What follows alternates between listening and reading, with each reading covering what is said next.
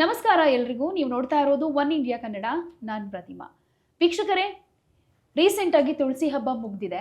ತುಳಸಿ ಹಬ್ಬ ಆದಮೇಲೆ ಒಂದಷ್ಟು ರಾಶಿಗೆ ಒಳಿತು ಕೆಡುಕು ಅನ್ನೋದ್ರ ಬಗ್ಗೆ ಜ್ಯೋತಿಷ್ ಶಾಸ್ತ್ರದಲ್ಲಿ ಉಲ್ಲೇಖ ಇದೆ. ಹಾಗಾದರೆ ಒಳಿತಾಗುವಂಥ ರಾಶಿಗಳು ಯಾವ್ಯಾವುವು, ಕೆಡುಕು ಅಂತಿದ್ರೆ ಯಾವ ರಾಶಿಗಳಿಗಿದೆ, ಅಂದರೆ ಕೆಟ್ಟ ಫಲಗಳು ಈ ರಾಶಿ ಮೇಲೆ ಇರುತ್ತೆ ಅಂತ ಹೇಳಲಾಗ್ತಾ ಇದೆ. ಹೀಗಾಗಿ ತುಳಸಿ ಹಬ್ಬದ ನಂತರದಲ್ಲಿ ಯಾವೆಲ್ಲ ರಾಶಿಗಳಿಗೆ ಒಳಿತು ಕೆಡುಕು ಅನ್ನೋದ್ರ ಬಗ್ಗೆ ಇವತ್ತಿನ ಎಪಿಸೋಡ್ನಲ್ಲಿ ಮಾಹಿತಿ ಕೊಡ್ತಾ ಇದ್ದೀವಿ. ಇದ್ರ ಬಗ್ಗೆ ಅನೇಕ ವಿಷಯಗಳನ್ನು ಹಂಚಿಕೊಳ್ಳೋದಕ್ಕೆ ನಮ್ಮ ಜೊತೆ ಇದ್ದಾರೆ ಖ್ಯಾತ ಜ್ಯೋತಿಷಿಗಳು, ಪ್ರತ್ಯಂಗಿರ ದೇವಿಯ ಆರಾಧಕರು, ಭಾರತೀಯ ಸಂಪ್ರದಾಯ ಟ್ರಸ್ಟ್ನ ಅಧ್ಯಕ್ಷರಾಗಿರುವ ಡಾಕ್ಟರ್ ಮಹರ್ಷಿ ಗುರುಗಳು. ನಮಸ್ತೆ ಗುರುಗಳೇ, ಕಾರ್ಯಕ್ರಮಕ್ಕೆ ಸ್ವಾಗತ. ನಮಸ್ತೆ ಮಾ. ಹರೇ ಶ್ರೀನಿವಾಸ. ಎಲ್ಲರಿಗೂ ಸಹ ನಮಸ್ಕಾರಗಳು. ಗುರುಗಳೇ, ತುಳಸಿ ಹಬ್ಬ ಆದಮೇಲೆ ಒಂದಷ್ಟು ರಾಶಿಗೆ ಒಳ್ಳೆಯದು ಕೆಡುಕು ಅಂದರೆ ಇದು ತುಳಸಿ ಹಬ್ಬದಲ್ಲಿ ಪೂಜೆ ಪುನಸ್ಕಾರ ಮಾಡಿದವರಿಗೆ ಅಥವಾ ಮಾಡದೇ ಇದ್ದವರಿಗೆ ಆಗುವಂಥ ಎಫೆಕ್ಟಾ, ಅಥವಾ ಹಬ್ಬದ ನಂತರದಲ್ಲಿ ಒಂದಷ್ಟು ರಾಶಿಗಳ ಮೇಲೆ ಈ ಬದಲಾವಣೆ ಪ್ರಭಾವ ಅನ್ನೋದಾ? ಸಾಮಾನ್ಯವಾಗಿ ಹಬ್ಬ ಆದಮೇಲೆ ಹಬ್ಬದಿಂದ ತೊಂದರೆ ಅಂತ ಹೇಳಲಿಕ್ಕಾಗೋದಿಲ್ಲ. ಒಂದಷ್ಟು ಗ್ರಹಗಳ ಬದಲಾವಣೆಯಿಂದ ಆದಂಥ ಕೆಲವೊಂದು ಪ್ರಭಾವ ಅಂತ ಹೇಳ್ಬೋದು. ಯಾವಾಗೂ ಅಷ್ಟೇ, ನಾವು ಯಾವುದೇ ಒಂದು ಪೂಜೆ ಪುನಸ್ಕಾರಗಳು ಮಾಡಿದ್ರೆ ನಾವು ಪಾಸಿಟಿವ್ ಆಗಿ ಅದನ್ನು ಸಕಾರಾತ್ಮಕವಾಗಿ ತೆಗೆದುಕೊಳ್ಳುವಂಥದ್ದು ಇರುತ್ತೆ. ಆದರೆ ಯಾವಾಗ ಗ್ರಹಗಳ ಬದಲಾವಣೆಗಳಾಗುತ್ತೋ ಒಂದಷ್ಟು ರಾಶಿಗಳಿಗೆ ಒಳಿತುಂಟಾಗುತ್ತೆ, ಒಂದಷ್ಟು ರಾಶಿಗಳಿಗೆ ಸಮಸ್ಯೆಗಳು ಉಂಟಾಗುವಂಥದ್ದು ಇರುತ್ತೆ. ಈಗ ಪ್ರಸ್ತುತ ನಾವು ಮೊನ್ನೆ ಮಾತನಾಡುವಾಗೂ ಹೇಳ್ತಾ ಇದ್ವಿ, ಗುರು ತಾತ್ಕಾಲಿಕವಾಗಿ ಬದಲಾವಣೆ ಆಯಿತು ಮಿಥುನ ರಾಶಿಯಿಂದ ಡಿಸೆಂಬರ್ 5ನೇ ತಾರೀಕುವರೆಗೂ ಅನ್ನುವಂಥ ವಿಚಾರ ಮಾತಾಡ್ತಾ ಇದ್ವಿ. ಅದೇ ರೀತಿ ಇನ್ನಷ್ಟು ಗ್ರಹಗಳು ಏನಾಗುತ್ತೆ ಅಂದರೆ ಒಂದಷ್ಟು ಒಂದು 15 ದಿನ, ಒಂದು 20 ದಿನದ ಕಾಲ ಒಂದಷ್ಟು ಗ್ರಹಗಳು ಬದಲಾವಣೆ ಆಗುವಂಥದ್ದು ಇರುತ್ತೆ. ಅಂದರೆ ಯಾವುದೇ ಒಂದು ಗ್ರಹ ಬದಲಾವಣೆ ಆದರೆ ನಿರ್ದಿಷ್ಟ ಅವಧಿಯನ್ನು ತೆಗೆದುಕೊಳ್ಳುತ್ತೆ. ಈಗ ರವಿ ಬದಲಾವಣೆ ಅಂತ ಹೇಳಿದ್ರೆ 30 ದಿನಗಳು ತೆಗೆದುಕೊಳ್ಳುತ್ತೆ. ಅಂದರೆ ತಿಂಗಳಿಗೆ ಒಂದು ಸತಿ ರವಿ, ಅದನ್ನು ನಾವು ಸಂಕ್ರಮಣ ಅಂತ ಹೇಳ್ತೀವಿ. ಮೊನ್ನೆ ತುಲಾ ಸಂಕ್ರಮಣ ಆಯಿತು, ಈ ಆ ಸಂಕ್ರಮಣದಿಂದ ಆದಂತಹ ಬದಲಾವಣೆಗಳೇನು ಇದನ್ನ ಲೆಕ್ಕಾಚಾರ ಮಾಡ್ತೀವಿ. ಆದರೆ ಇವತ್ತು ನಾವು ತುಳಸಿ ಹಬ್ಬವನ್ನೇ ಯಾಕೆ ಮೇಯ್ನ್ ಆಗಿ ತಗೋಬೇಕು ಅಂತ ಹೇಳಿದ್ರೆ, ನಾವು ಲಕ್ಷ್ಮಿಗೆ ಹೋಲಿಸ್ತೀವಿ ತುಳಸಿನ. ಮನೆ ಅಭಿವೃದ್ಧಿ, ದುಡ್ಡು ಕಾಸು ಇದಕ್ಕೆಲ್ಲ. ಅದೇ ರೀತಿ ಗ್ರಹಗಳಲ್ಲಿ ಬದಲಾವಣೆ ವಿಚಾರದಲ್ಲಿ ದುಡ್ಡಿಗೆ ಮತ್ತೆ ಅಭಿವೃದ್ಧಿಗೆ ಶುಕ್ರ ಪರಿಗಣನೆ ತೆಗೆದುಕೊಳ್ಳುವಂಥದ್ದು ಇರುತ್ತೆ. ನಾವು ಯಾವಾಗಲೂ ಅಷ್ಟೇ ಶುಕ್ರ ಸ್ವಕ್ಷೇತ್ರದಲ್ಲಿದ್ದಾಗ ಬಹಳ ಜನಕ್ಕೆ ಒಳ್ಳೆಯದಾಗಿರುವಂಥದ್ದು ನಾವು ನೋಡ್ತಾ ಇದ್ದೀವಿ. ಹಾಗಾಗಿ ಕೆಲವು ಶುಕ್ರನ ಬದಲಾವಣೆಯಿಂದ, ಕೆಲವೊಂದು ಗ್ರಹಗಳ ಸಂಯೋಗದಿಂದ ಅಷ್ಟೇ ಸಮಸ್ಯೆ ಆಗಿರೋದು ನಾವು ನೋಡ್ತಾ ಇದ್ದೀವಿ. ಹಾಗಾಗಿ ಈ ಒಂದು ಲೆಕ್ಕಾಚಾರ ಆಗಬಹುದು. ಅಥವಾ ಕರ್ಕಾಟಕ ರಾಶಿಯಲ್ಲಿ ಗುರು ಇರುವುದರಿಂದನೂ ಕೆಲವೊಂದು ರಾಶಿಗಳ ಸಂಯೋಗದಿಂದ, ಗ್ರಹಗಳಿಂದ ಈ ತುಳಸಿ ಹಬ್ಬದ ನಂತರ ಅಂದರೆ ನಮಗೆ ನವೆಂಬರ್ ಬರುತ್ತೆ.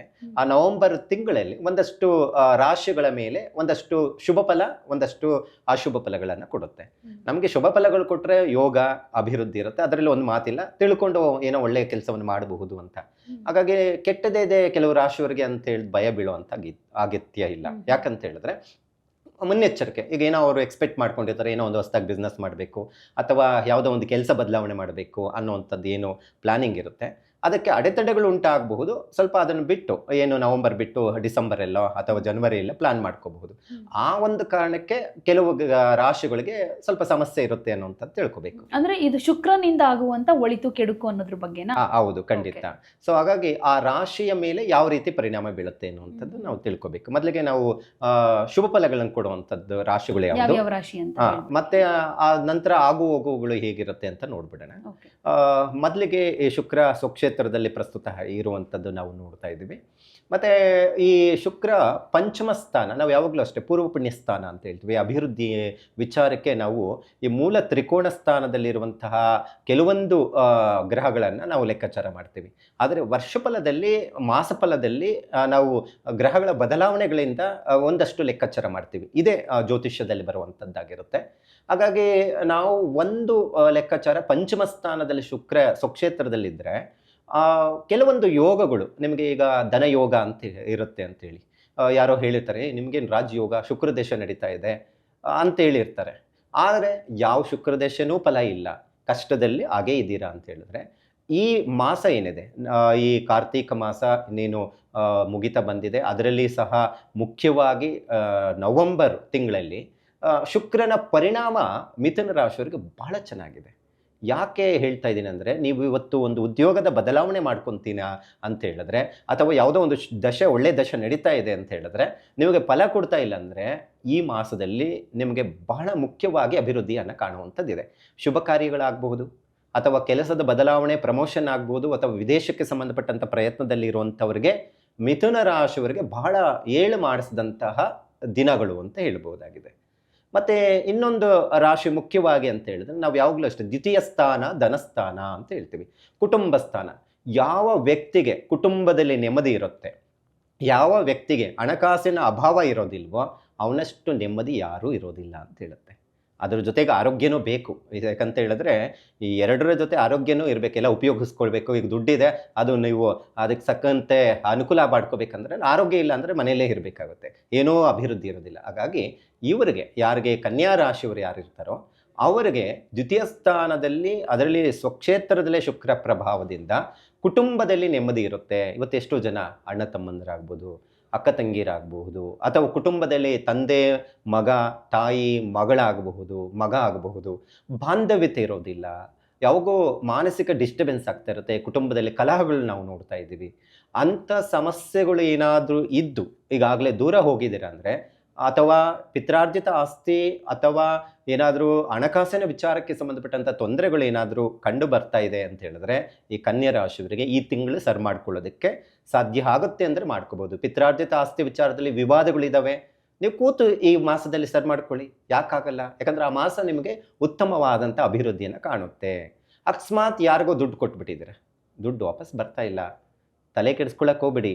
ಇದೇ ಶುಕ್ರನ ಫಲದಿಂದ ಈ ಮಾಸದಲ್ಲಿ ನಿಮ್ಮ ಪ್ರಯತ್ನ ಫಲಗಳು ಕೊಡಲಿಕ್ಕೆ ಸಾಧ್ಯ ಆಗುತ್ತೆ ಅಂತ ಹೇಳ್ಬೋದು. ಮತ್ತು ಮುಖ್ಯವಾಗಿ ಇನ್ನೊಂದು ರಾಶಿ ಯಾವುದಪ್ಪ ಅಂದರೆ ಭಾಗ್ಯಸ್ಥಾನ ಅಂತ ಹೇಳ್ತೀವಿ. ಲಾಭಸ್ಥಾನ ನಷ್ಟಸ್ಥಾನ ಅಂತ ಹೇಗೆ ಲೆಕ್ಕಾಚಾರ ಮಾಡ್ತೀವೋ, ಧನುರ್ರಾಶಾಧಿಪತಿ ಉಚ್ಚಸ್ಥಾನದಲ್ಲಿದ್ದು ಭಾಗ್ಯಸ್ಥಾನದಲ್ಲಿ ಶುಕ್ರ ಇದ್ದರೆ, ಈ ಜಾತಕದಲ್ಲಿ ಯಾರಾದರೂ ಹುಟ್ಟಿದ್ರೆ ಅವನಷ್ಟು ಶ್ರೀಮಂತ ಯಾರೂ ಇಲ್ಲ ಅಂತ ಲೆಕ್ಕಾಚಾರ ಮಾಡ್ತೀವಿ. ಅದನ್ನು ಧನಯೋಗಕ್ಕೆ ಮುಖ್ಯವಾಗಿ ಪರಿಗಣನೆ ತೆಗೆದುಕೊಳ್ಳುವಂಥದ್ದು ಇರುತ್ತೆ. ಸೊ ಅಂತಹ ಧನುರ್ರಾಶಿಯವರಿಗೆ ಈಗಾಗಲೇ ಗುರುಬಲ ಇಲ್ಲ ಅಂತ ಬಹಳ ಜನ ಹೇಳ್ತಾ ಇರ್ತಾರೆ. ಗುರುಬಲ, ಈಗ ಗುರು ಅಷ್ಟಮದಲ್ಲಿದ್ದರೂ ಬಲ ಇಲ್ಲ ಅಂದ್ರೂ ಶುಕ್ರನ ಬಲದಿಂದ ನಿಮಗೆ ಕೆಲಸ ಕಾರ್ಯಗಳು ಆಗುತ್ತೆ, ಹಣದ ಅಭಾವಗಳು ತೀರುತ್ತೆ, ಸಾಲದ ಸಮಸ್ಯೆ ನಿವಾರಣೆ ಆಗುತ್ತೆ. ಬಹಳ ಜನ ಏನಾದರೂ ಸಾಲಕ್ಕೆ ಸಿಕ್ಕಾಕ್ಕೊಂಡಿದ್ರೆ ಧನುರ್ರಾಶಿಯವರು ಸ್ವಲ್ಪ ಒಂದಷ್ಟು ಸಾಲದ ವಿಚಾರದಲ್ಲಿ ನಿವಾರಣೆ ಆಗುವಂಥ ಸಾಧ್ಯತೆಗಳು ಕಂಡುಬರುತ್ತೆ. ಒಟ್ಟಾರೆ ಧನುರ್ರಾಶಿಗೂ ಉತ್ತಮವಾದಂಥ ಫಲಗಳನ್ನು ನಿರೀಕ್ಷೆಯನ್ನು ಮಾಡಬಹುದು ಅನ್ನುವಂಥದ್ದನ್ನು ಲೆಕ್ಕಾಚಾರ ಮಾಡ್ಬೋದು. ಈ ರಾಶಿಗಳಿಗೆ ಶುಭ ಫಲಗಳನ್ನು ಕೊಟ್ಟರೆ ಒಂದಷ್ಟು ರಾಶಿಗಳಿಗೆ ಒಂದಷ್ಟು ಡಿಸ್ಟರ್ಬೆನ್ಸ್ ಮಾಡುವಂಥದ್ದು ಇರುತ್ತೆ. ನಾವು ಮುಖ್ಯವಾಗಿ ಈ ವರ್ಷ 2025 ಮೇ ತನಕ ವೃಷಭ ರಾಶಿಗೆ ಯಾವ ಕೈ ಹಾಕಿದ್ರೇನು ಶುಭ ಫಲಗಳು, ಉತ್ತಮ ಫಲಗಳು ಅಂತ ನಾವು ಈಗಾಗಲೇ ಹೇಳಿದ್ವಿ. ಆದರೆ ಯಾಕೆ ಮೇ ಮಧ್ಯದಲ್ಲಿ ಈ ಥರ ಡಿಸ್ಟರ್ಬೆನ್ಸ್ ಬರ್ತಾ ಇದೆ ಮೇಷರಾಶಿಯವರಿಗೆ ಮತ್ತು ಈ ವೃಷಭ ರಾಶಿಯವರಿಗೆ ಅಂದರೆ, ಒಂದಷ್ಟು ಶುಕ್ರನ ಬದಲಾವಣೆ, ಗುರು ಬದಲಾವಣೆಗಳು, ಶನಿ ಬದಲಾವಣೆಯಿಂದ ಒಂದಷ್ಟು ತಿಂಗಳ ಕಾಲ ವೃಷಭ ರಾಶಿಯವರಿಗೂ ಡಿಸ್ಟರ್ಬೆನ್ಸ್ ಆಗುತ್ತೆ. ಇದೇ ಶುಕ್ರನಿಂದನೂ ಅವನ ರಾಷ್ಟ್ರಾಧಿಪತಿಯೂ 6ನೇ ಮನೆಯಲ್ಲಿದ್ದರೆ ಋಣ ರೋಗದ ವಿಚಾರ, ಅಂದರೆ ಹೆಲ್ತ್ ಪ್ರಾಬ್ಲಮ್ ಬರಬಹುದು. ವೃಷಭ ರಾಶಿಯವರಿಗೆ ಆರೋಗ್ಯದ ಬಗ್ಗೆ ಗಮನ ಹರಿಸಬೇಕು. ಆರೋಗ್ಯದ ವಿಚಾರಕ್ಕೆ ಹಣದ ಖರ್ಚು ಜಾಸ್ತಿ ಆಗ್ಬೋದು. ದಿಢೀರಂತ ಏನೋ ಆರೋಗ್ಯ ಆಗುತ್ತೆ, ಮೆಡಿಕಲ್ ಖರ್ಚು ಜಾಸ್ತಿ ಬರಬಹುದು, 1-2 ಲಕ್ಷ 3 ಲಕ್ಷ ಈ ಥರ ಪ್ರಾಬ್ಲಮ್ ಎದುರಿಸುವಂಥ ಸಾಧ್ಯತೆಗಳು ವೃಷಭ ರಾಶಿಯವರು ಕಂಡು ಬರುತ್ತೆ. ಇದು ಬಹಳ ಮುಖ್ಯವಾಗಿರುವಂಥದ್ದು. ಕರ್ಕಾಟಕ ರಾಶಿಯವರಿಗೆ ಒಂದು ವಿದ್ಯಾಭ್ಯಾಸದಲ್ಲಿ ಸ್ವಲ್ಪ ಸಮಸ್ಯೆಗಳು ಕಂಡು ಬಂದರೆ, ಈ ಸಿಂಹರಾಶಿಯವರಿಗೆ ಶತ್ರುಗಳು ಕಾಟ ಜಾಸ್ತಿ ಆಗುವಂಥ ಸಾಧ್ಯತೆಗಳು ಕಂಡು ಬರುತ್ತೆ.